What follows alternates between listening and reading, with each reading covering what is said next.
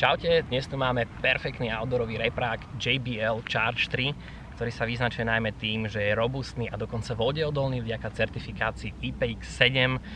A ak vám náhodou padne do vody, tak v metrovej hĺbke vydrží dokonca po dobu 30 minút, takže perfektný reprák na akúkoľvek party, či už niekde lete k bazénu, na jachtu, do hôr, úplne že kamkoľvek. Výhoda, nepotrebujete na to žiaden obal, o nič sa nemusíte strachovať, môžete ho spokojne poliať nejakým alkom a nealkom a hrá fakt dobre, 20 W výstupu, je pripojiteľný cez Bluetooth a táto tretia generácia repráku ponúka obrovskú 6000 mAh batériu, ktorá zaručí viac ako 20 hodín prehrávania, za nejaké 3 až 4 hodinky sa nabije doplna.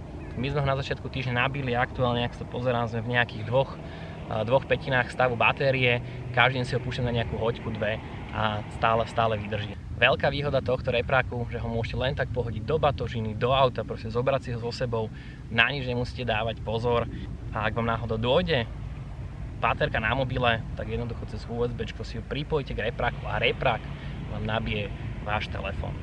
No a čo je na tomto repráku naozaj najlepšie, je to, že sa s ním môžete vydať na ľubovoľnú party.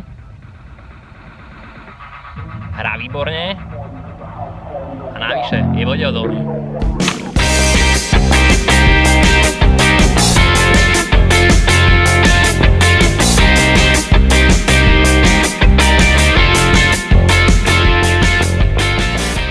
Pri našom teste sa nám nepodarilo tomuto repráku ublížiť, vydržal vodu, nárazy, špinu, bordel, ale čo na tom najlepšie, hrá fakt dobre, takže ak si máte chuť zobrať nejaký dobrý reprák na cesty, sa si niekam pohodiť a užívať si party, tak môžete vyskúšať JBL Charge 3. Majte sa!